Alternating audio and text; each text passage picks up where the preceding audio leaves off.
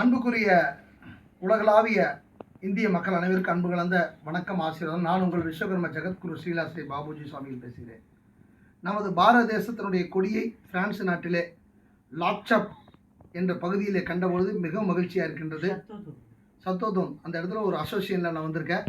இங்கே பாருங்கள், பாரத் மாதாக்கு ஜெயங்கும்போது அந்த பாரத கொடிய பாரினிலே சிறந்த நாடு நம்ம பாரத நாடு என்பதற்கிணங்க இந்த இந்திய தேசத்தினுடைய பெருமைகளை உலகளாவிய விஷயங்களை பறைச்சாற்றுகின்ற நம்ம இந்த அசோசியனுடைய மெம்பர்ஸ் எல்லாத்துக்கும் வாழ்த்துக்களை நன்றின்னு சொல்லிட்டு, இந்த அசோசியனை சிறப்பாக நடத்துகின்ற இவர்களுக்கும் நமது மதிப்புக்குரிய மணிமாறன், ஸ்டெல்லா அம்மா அவர்கள் மற்றும் ஐயா பேர் என்ன, ரவி, இவர்களுக்கு எல்லாத்துக்கும் வாழ்த்துக்களை தெரிவிச்சுக்கிறேன். நம்மளுடைய தேசத்தந்தை மகாத்மா காந்தி நம்ம இந்த இடத்துல நினைவு கூறுவிக்கோ.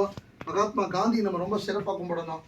ஏன்னா இந்த தேசம் ஒன்றுபட்டு உலகமெல்லாம் சென்ற ஒரு தேசப்பிதா. அவரை நம் மகிழ்ச்சியோடு எடுத்துக்கோ.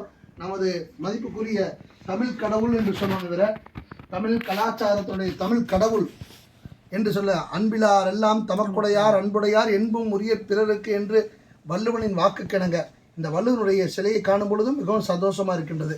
இவர்கள் மிகவும் தேசப்பற்றோடு இருக்கின்றதை பார்க்கும்போது ரொம்ப மகிழ்ச்சியாக இருக்குது.